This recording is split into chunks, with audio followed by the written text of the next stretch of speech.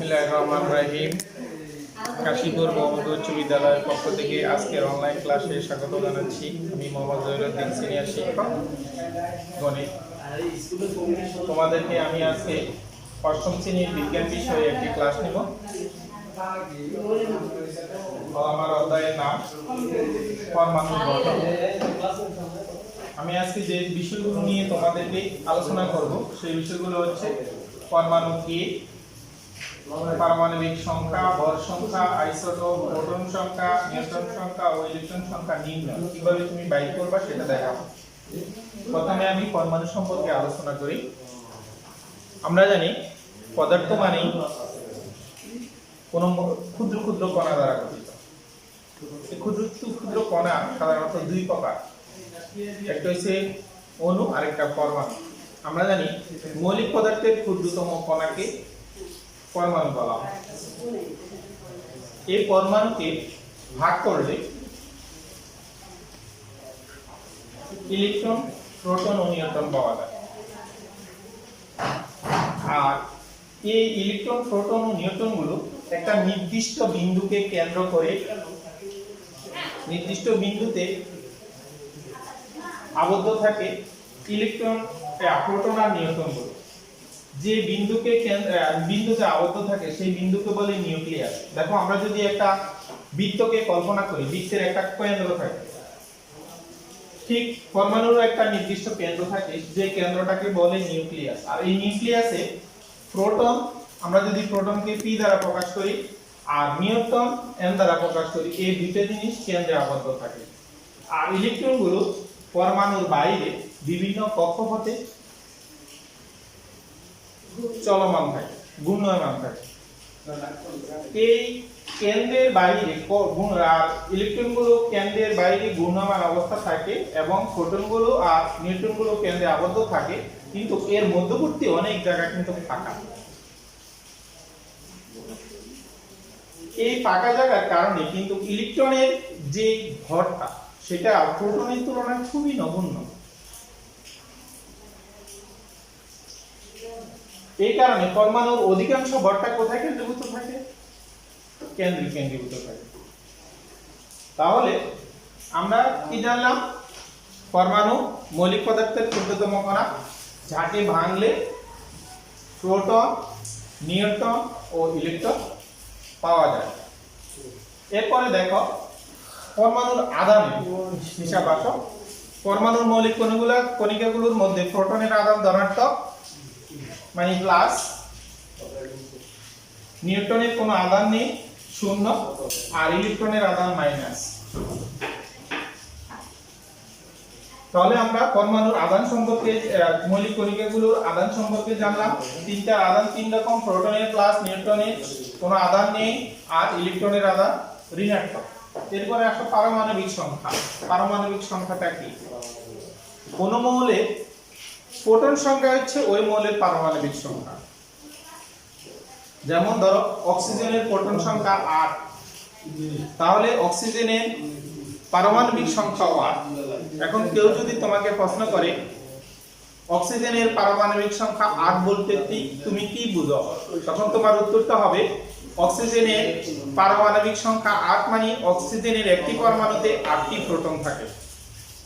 ঠিক সেম অবস্থায় তোমাকে যদি কেউ প্রশ্ন করে কার্বনের পারমাণবিক সংখ্যা 6 বলতে তুমি কি বুঝো, তখন তোমার উত্তরটা হবে এরকম, কার্বনের পারমাণবিক সংখ্যা 6 বলতে বোঝায় কার্বনের একটি পরমাণুতে 6টি প্রোটন থাকে। এরপরে আসো, আমরা প্রোটন সংখ্যা সম্পর্কে জানলাম। এরপরে আসো ভর সংখ্যা। আমরা আগে জানছি পরমাণুর কেন্দ্রে কে থাকে? প্রোটন এবং নিউট্রন। তাহলে এখানে ভর সংখ্যা এই প্রোটন আর নিউট্রনের সঙ্গে কিন্তু সম্পর্কিত।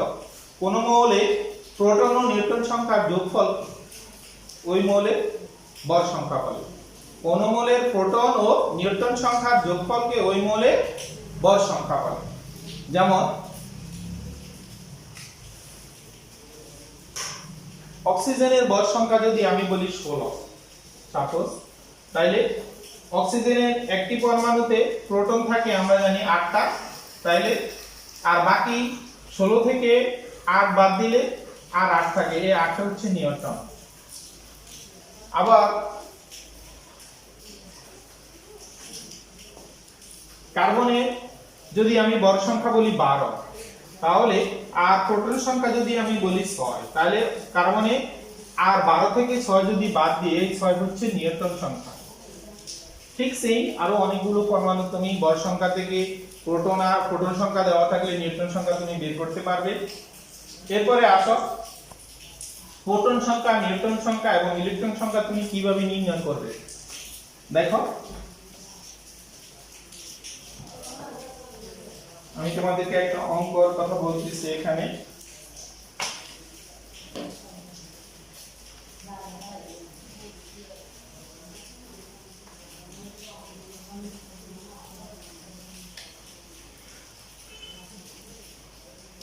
ক নামক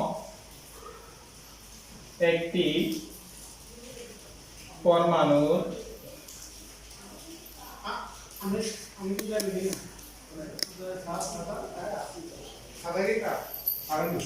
পারমাণবিক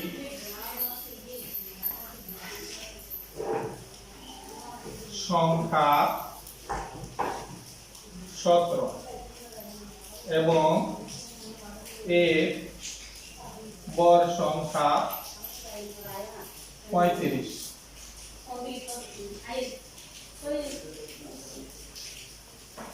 তাহলে এর প্রোটন, নিউট্রন ও ইলেকট্রন সংখ্যা বের করো। দেখো আমরা একটু আগে জানলাম কোন মৌলের পরমাণুতে যতগুলো প্রোটন থাকে ঠিক সেই মানটাই হচ্ছে তার পারমাণবিক সংখ্যা।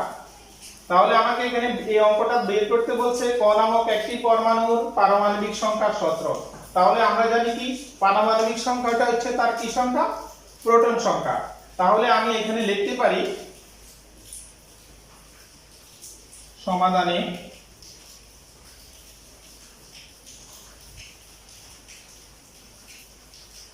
পরমাণুটির পারমাণবিক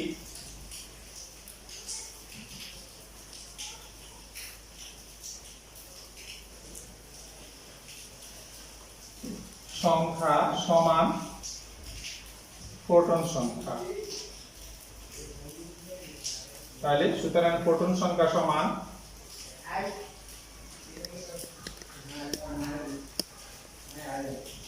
সমান 17।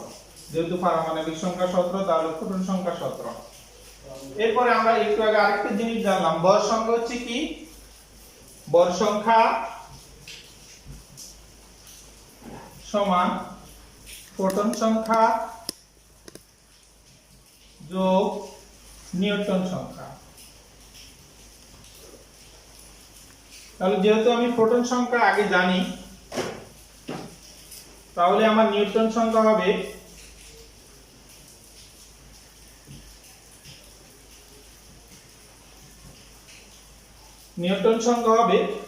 বর সংখ্যা থেকে প্রোটন সংখ্যা বাদ, বিয়োগ প্রোটন সংখ্যা। তাহলে এখানে বর সংখ্যা হচ্ছে 35, প্রোটন সংখ্যা হচ্ছে 17, তাহলে ইলেকট্রন সংখ্যা হচ্ছে নিউটন সংখ্যা হচ্ছে 18। তাহলে আমার দুইটা জিনিস এখানে আমি বের করলাম, সেটা হচ্ছে প্রোটন সংখ্যা আর নিউটন সংখ্যা। আর আমার বাকি রইল কি, ইলেকট্রন সংখ্যা। দেখো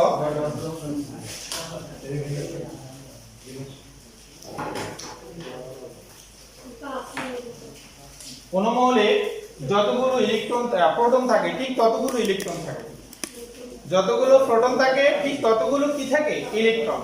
তাহলে সেই হিসাবে প্রোটন সংখ্যা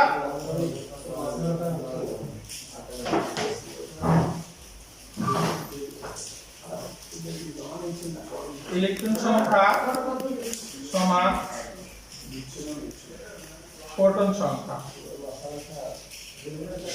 তাহলে প্রোটন সংখ্যা আমরা পাইলাম কত জানি, উদ্দীপকে আছে 17, তাহলে প্রোটন সংখ্যা হচ্ছে ইলেকট্রন সংখ্যা হচ্ছে 17।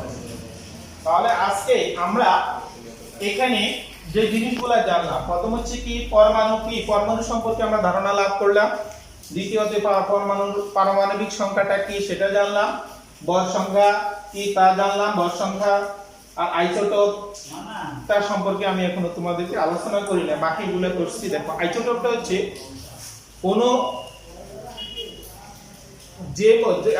কোন মৌলের পারমাণবিক সংখ্যা যদি এক কিন্তু ভর সংখ্যা যদি ভিন্ন হয় তাহলে ওই মৌলের পরমাণুগুলোকে পরস্পর আইসোটোপ বলে।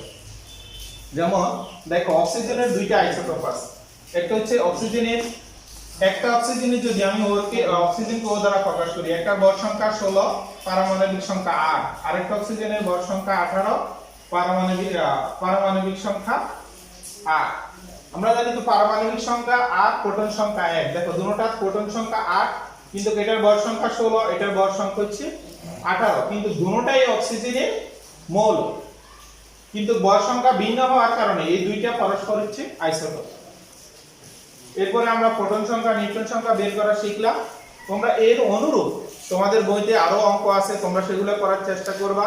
এই বলে আজকে আমি এই ক্লাসটা এখানে শেষ করলাম। আল্লাহ হাফেজ, সবাই ভালো থাকো, সুস্থ থাকো।